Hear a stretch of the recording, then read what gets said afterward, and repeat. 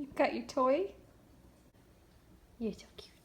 Hi guys, so today is Saturday and it is kind of a reading vlog weekend for me. I am kind of doing the 24 and 48, but more likely I'm just gonna read when I can. I figured I'd let you know what my readathon TBR is. I am planning to continue on with The Night Circus. I have it all tabbed up. This is the buddy read for March. I was expecting it to be dense and boring because it's kind of what I'd heard about it. But so far it's just interesting and engaging. And I just flung my bookmark out of it. I'm also planning on continuing with Dead House Gates, which I purposefully left up on my shelf because why is that book just a little smaller than the next ones? Why? I don't understand. Does that irk anyone else? It's the same thing with Way of Kings. My floppy paperback of Way of Kings is a tiny bit taller than Words of Radiance and Oathbringer. I know in the grand scheme of everything that's going on in the world, really not worth being upset about. I'm not legitimately upset, but it's just every time I look at it, I'm like, why? Anyway, I know I'm a huge loser when it comes to Malazan because I'm always like, I'm gonna pick up more, I'm gonna read some more, and then I'm like, guys, I'm busy and I really wanna make sure I focus on it. They're known for being really, just the world is really big and the world building is spectacular, but as a result, it really requires your full attention, I think.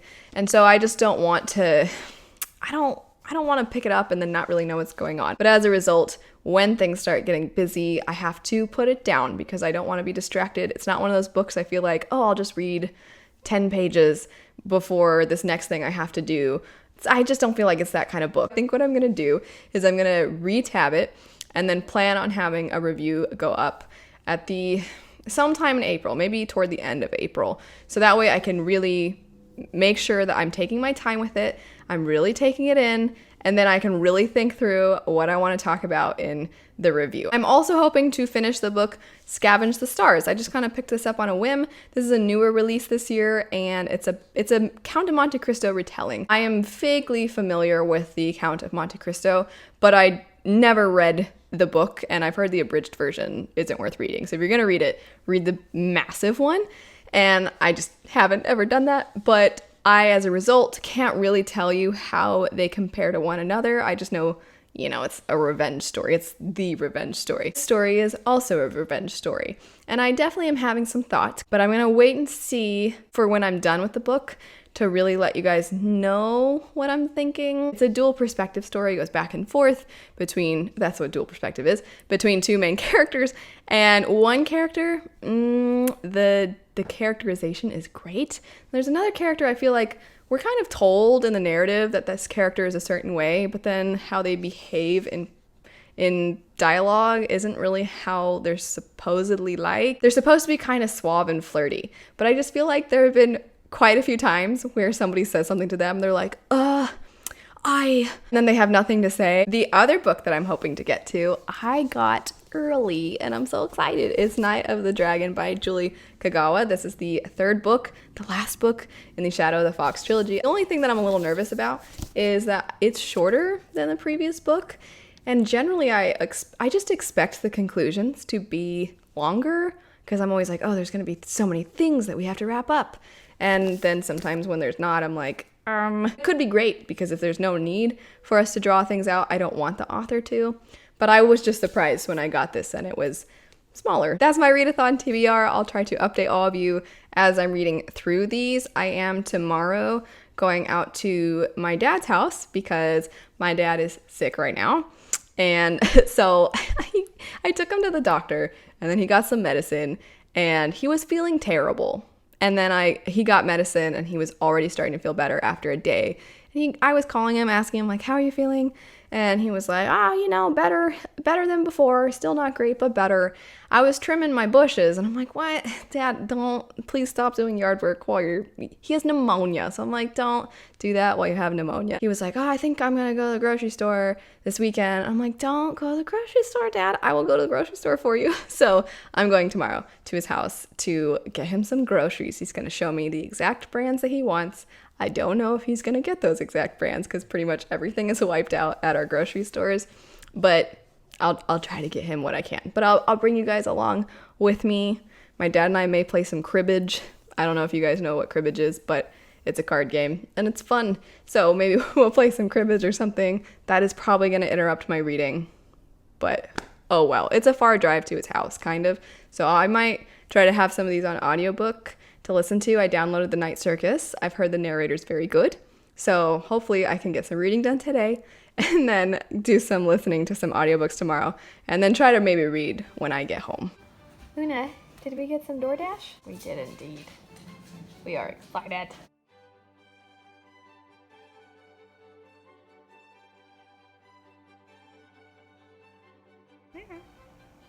Oh, you don't want to be on camera? I'm gonna clean your privates. Luna, get out of there. Come onto the couch to clean yourself.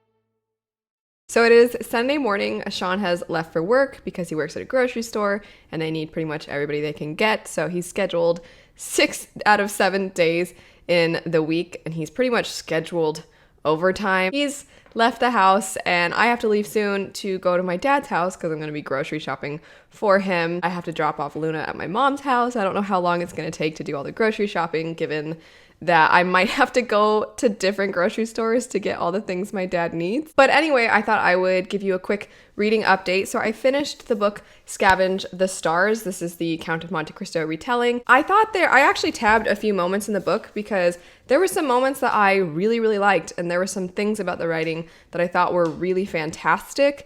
I just found that sometimes retellings can be difficult because while I'm not extremely familiar with the original, I did look into it once I finished it because there were a couple things the author did.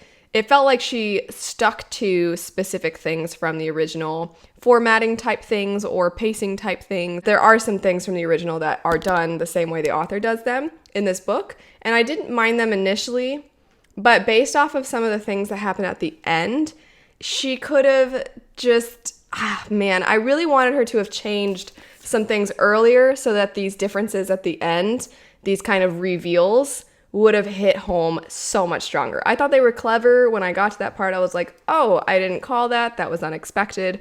But at the same time, I didn't have an emotional connection to it. And I felt like I should have, based off of, if I were to tell you what it is, which I can't because it's a spoiler, but if I were to tell you what it was, you'd be like, oh, that sounds really good. And I'd be like, yeah, except for like, we never had any time with this thing.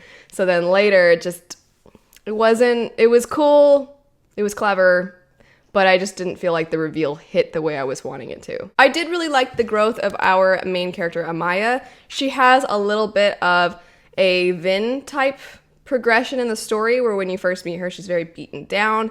And then you kind of find that because of that, it's difficult to get to know her. And when you do get to know her, I'm like wanting what's best for her. I found the other main perspective, his name is Kaio. I just felt like how we were told he was and what we were told his personality was never actually what I saw when he would be interacting with other people. He is a character that struggles with gambling and addiction. And I felt there was one particular chapter where he was struggling with trying not to fall into some old habits. And I thought that chapter was really well done. But otherwise, I just didn't feel like some of the personality traits of Kaio. I didn't feel like they really matched how he would behave toward other people and how he would speak with other people. After I finished that, I went ahead and started Night of the Dragon. I'm only 30 pages in, but I'm excited because just like with the second one, it immediately picks up where it left off. And that's good because both the first and the second book left off really big stuff happening. I am excited to be back with these characters. I'm excited to see where it's gonna go. I don't know if everybody's gonna make it. Since that book's technically not out yet, I can't listen to the audiobook when I drive out to my dad's house. So I'm going to listen to The Night Circus and I'm gonna listen to it on my drives. And I'm also charging my Bluetooth headphones right now so that when I'm walking around these different grocery stores, I can just go ahead and listen to it. Now that you've been updated. I need to get going. I need to take Luna to my mom's house, which she'll be very excited about because that means Luna gets to see my mom's dog, Leo, who's the sweetest boy in the world. He's such a good doggy. And then I gotta go do some grocery shopping. I gotta brave the chaos. I also have Luna Bear's lunch. I'm gonna grab that toy. I'm gonna grab her food dish. I'm gonna try to do it discreetly so she doesn't freak out and think I'm feeding her again. Look at her hair everywhere. Sean literally just vacuumed. She heard me. Are you ready to go see Grandma and Leo? Yeah? Okay, let's go. Let's go. Yeah, let's go. I know, come on. I'm coming. You ready for a car ride?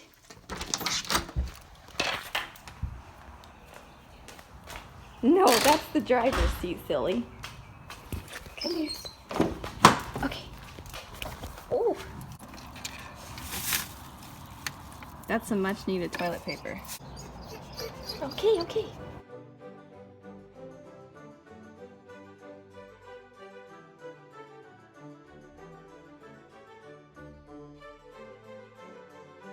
Hi, Leo. Why is she eating my food? Look, Luna. she's gonna take my toy.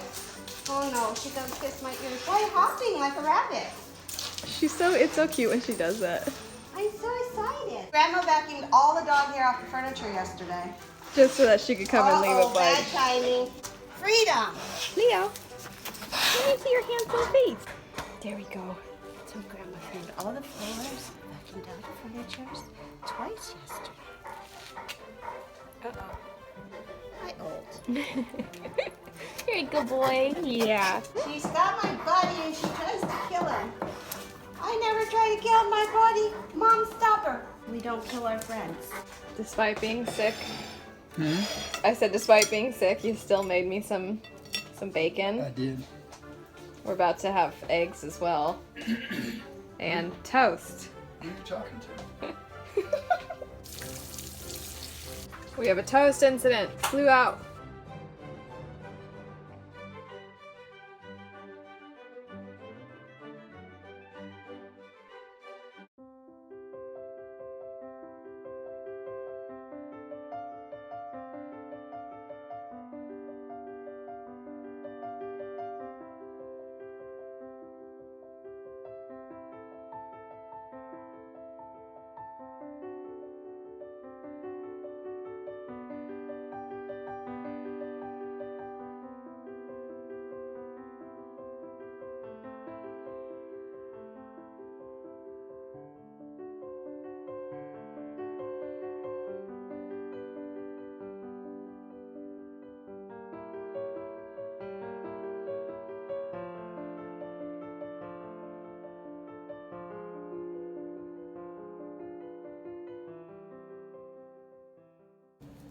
Are you gonna win at cribbage?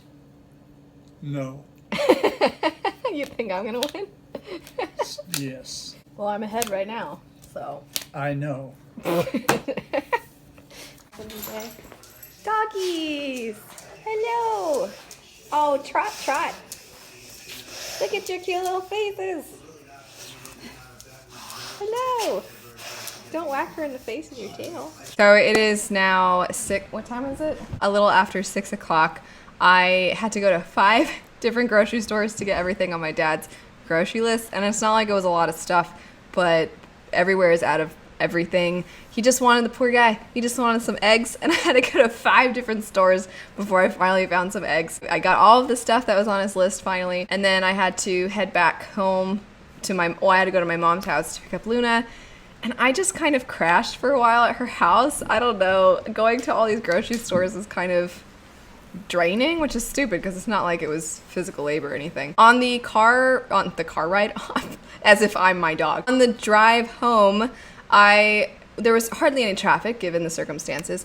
But at one point, all of a sudden, I needed to go from one freeway to another freeway. And right before the on-ramp, there was the most intense car fire I had ever seen. Everybody had to go all the way over to the carpool lane just to avoid this fire. And I could feel the heat without my windows down or anything. And lanes away, I could feel the heat from this fire. It was crazy. Anyway, I had to go to my mom's house to get Luna.